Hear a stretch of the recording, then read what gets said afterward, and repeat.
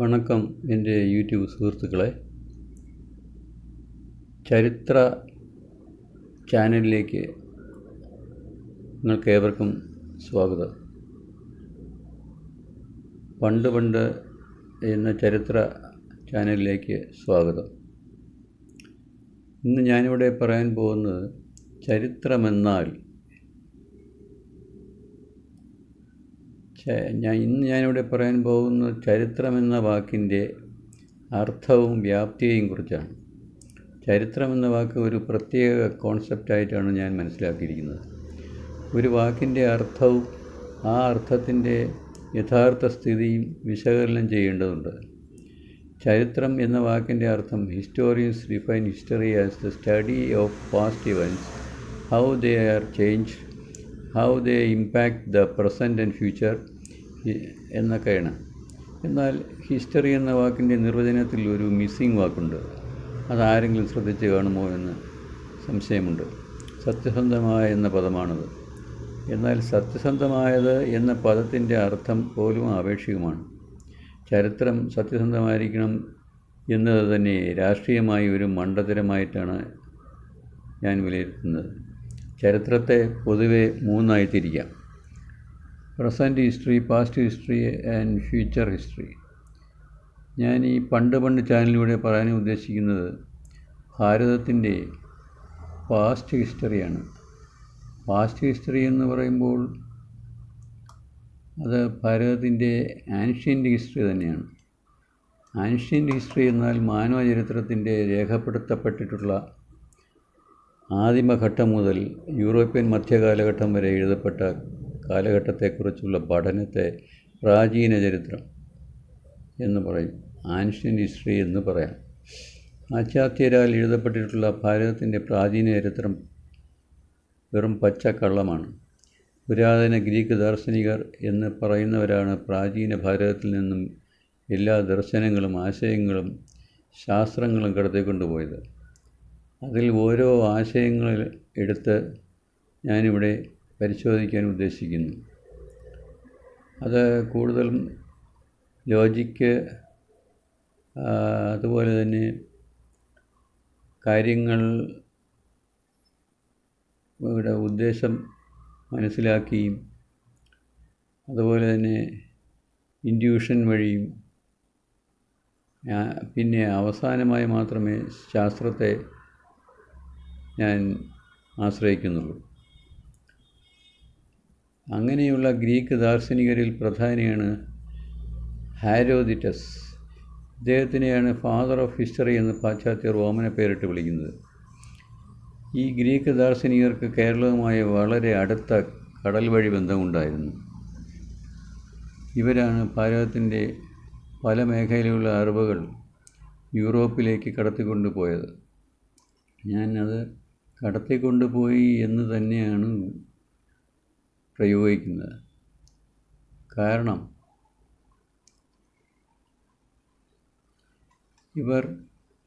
ഇവരുടെ സ്വന്തം കണ്ടുപിടുത്തമായിട്ടാണ് പലതും അവിടെ യൂറോപ്പിലെല്ലായിടത്തും അവതരിപ്പിച്ചിട്ടുള്ളത്.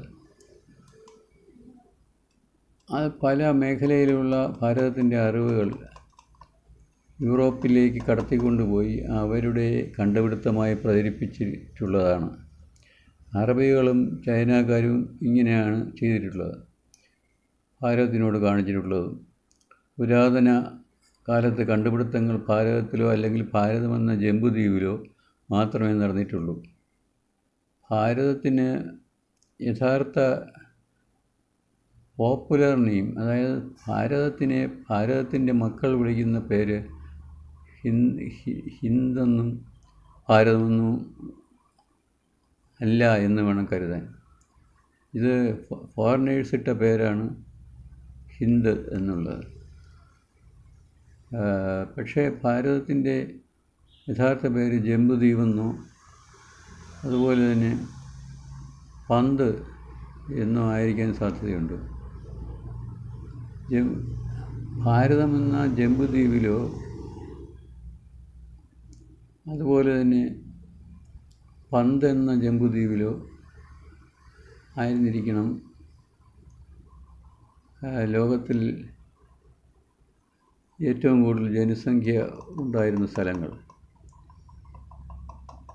ഈ ജനസംഖ്യ അനുസരിച്ചാണ് ഇവിടെ പല കണ്ടുപിടുത്തങ്ങളും ഉണ്ടായിരിക്കുന്നത് എന്ന് വേണം അനുമാനിക്കാൻ. അന്ന് ഭാരതത്തിൽ മാത്രമാണ് ഏറ്റവും കൂടുതൽ ജനസംഖ്യ ഉണ്ടായിരുന്നത്. ഇന്നും അതുകൊണ്ട് തന്നെയാണ്. അതിൽ നിന്ന് നമുക്ക് മനസ്സിലാക്കാം ഭാരതത്തിലായിരുന്നു ഏറ്റവും കൂടുതൽ ജനസംഖ്യ പ്രാചീന കാലത്ത്.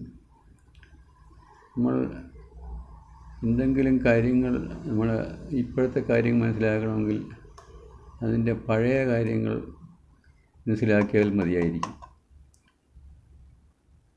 ഈ വേറൊരു കാര്യം, ലംബം അല്ലെങ്കിൽ 90 ഡിഗ്രി എന്ന ആശയം ഭാരതീയരാണ് ആദ്യമായി കണ്ടുപിടിച്ചത്.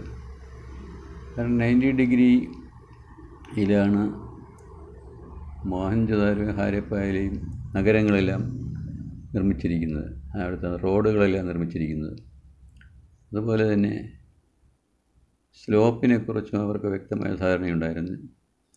എങ്കിലേ ഓടകളെല്ലാം വെള്ളം ഒഴുകിപ്പോകണമെങ്കിൽ അതിന് ഒരു പ്രത്യേക സ്ലോപ്പിൻ്റെ കണക്ക് വേണം. അതുപോലെ തന്നെ കെട്ടിടങ്ങൾ വയ്ക്കണമെങ്കിൽ ലംബം എന്താണെന്ന് അറിഞ്ഞിരിക്കണം.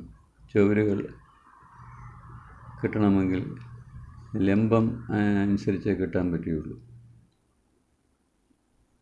പിന്നെ നേർവരയുടെ കണ്ടുപിടുത്തവും ഭാരതത്തിലാണ് നടന്നിട്ടുള്ളത്. മുഴക്കോൽ ഭാരതത്തിലാണ് കണ്ടുപിടിച്ചത്. അതിന് ശേഷമാണ് നേർവരയുടെ കണ്ടുപിടുത്തം സംഭവിച്ചിരിക്കുന്നത്. ചെറിയ കാര്യമല്ല നേർവര എന്ന് പറയുന്ന കണ്ടുപിടുത്തം.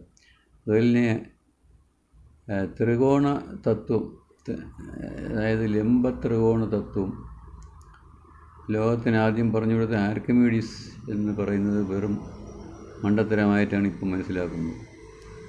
ഇത് ഭാരതത്തിലാണ് കണ്ടുപിടിച്ചത്.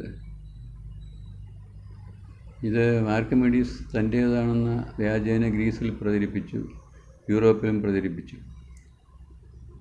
പിന്നെ ഈ പന്ത് എന്ന സ്ഥലത്തിനെക്കുറിച്ച് കൂടുതൽ നമുക്ക് മനസ്സിലാക്കേണ്ടതുണ്ട്. ഈജിപ്തിലെ ഫറോവമാർ രേഖപ്പെടുത്തിയിട്ടുള്ള പന്ത്, അതായത് നമ്മൾ ഉദ്ദേശിക്കുന്നത് പന്തെന്ന് പറഞ്ഞാൽ മുകളിൽ പൊങ്ങിക്കിടക്കുന്നത് എന്ന് വെച്ചാൽ ഒരു ദ്വീപ് എന്ന് അർത്ഥം വരത്തക്ക രീതിയിലുള്ളതാണ് പന്ത് നമ്മുടെ ഭാഷയിൽ. അത് ഈ പന്ത് എന്ന സ്ഥലം തന്നെയാണ് കുമരിക്കണ്ടം എന്ന് എൻ്റെ ഇൻഡ്യൂഷൻ പറയുന്നു. പിന്നെയുള്ള കാര്യം ഇരുമ്പിൻ്റെ കണ്ടുപിടുത്തം. ഇരുമ്പിൻ്റെ കണ്ടുപിടുത്തവും ഉപയോഗവും തമിഴ്നാട്ടിൽ ശാസ്ത്രീയമായി കാലപ്പഴക്ക നിർണ്ണയത്തിൽ 5000 BCക്ക് മുൻപെയാണ് തെളിഞ്ഞിരിക്കുന്നത്. അതിനാൽ മനുഷ്യൻ്റെ ചരിത്രം മാറ്റി എഴുതേണ്ടതുണ്ട്. എന്താണ് ചരിത്രം? വീണ്ടും നമുക്ക് ഒന്നുകൂടി വിശദമായി അതിനെക്കുറിച്ച് സംസാരിക്കാം. കേംബ്രിഡ്ജ് ഡിക്ഷണറി പ്രകാരം ഹിസ്റ്ററി എന്നാൽ the study of or a record of past events considered together, especially events of a particular period. എന്നാൽ ചരിത്രം പലപ്പോഴും തെളിവുകൾ അവശേഷിപ്പിക്കുകയില്ല. കാലം കഴിയുന്തോറും ഉള്ള തെളിവുകൾ പോലും വിസ്മരിക്കപ്പെടും. ഒരു ഉദാഹരണമാണ് തിരുവിതാംകൂറിൻ്റെ ചരിത്രത്തിൽ ഏറ്റവും കൂടുതൽ രഹസ്യങ്ങളുടെ സംഭവ പരമ്പരകൾ ഉള്ള ഭരണാധികാരിയുടെ അനിഴം തിരുനാൾ മാർത്താണ്ഡവർമ്മ ആണ് ഞാൻ ഉദ്ദേശിക്കുന്നത്. അക്കാലത്താണ്. തിരുവിതാംകൂറിനെ സംബന്ധിച്ച് നിലവിലുള്ള ചരിത്ര പുസ്തകങ്ങളിലെ തെളിവുകളില്ലായ്മയും വൈരുദ്ധ്യങ്ങളും യുക്തിയില്ലായ്മയുമാണ്. എന്തുകൊണ്ടാണ് ഭരണാധികാരികളുടെയും ദേശത്തിൻ്റെയും യുദ്ധങ്ങളുടെയും മതങ്ങളുടെയും ചരിത്രം സത്യവും അതുകൊണ്ട് തന്നെ യുക്തിസഹവുമല്ലാത്തത്? ചരിത്രരചനാകാലത്തെ ഭരണാധികാരികളുടെ പാദസേവ ചെയ്തുകൊണ്ട് മാത്രമേ അക്കാലത്ത് ചരിത്രം എഴുതാൻ കഴിയൂ. അതുകൊണ്ടാണ് പണ്ട് മുതൽ ഇങ്ങോട്ടുള്ള ലോകത്തിലെ ഒട്ടുമിക്ക ചരിത്രരചനകളും അസത്യരചനകളായിത്തീരുന്നത്. അപ്പോൾ ചരിത്രം എഴുതുന്നത് ചെറിയ കാര്യമല്ല എന്നിപ്പോൾ മനസ്സിലായില്ലേ? നമസ്കാരം, നന്ദി. എൻ്റെ ചാനലായ പണ്ട് സബ്സ്ക്രൈബ് ചെയ്തിട്ടില്ലെങ്കിൽ ദയവ് ചെയ്ത് സബ്സ്ക്രൈബ് ചെയ്യുക, അതുപോലെ ലൈക്ക് ചെയ്യുക. നന്ദി, നമസ്കാരം ഒരിക്കൽ കൂടി.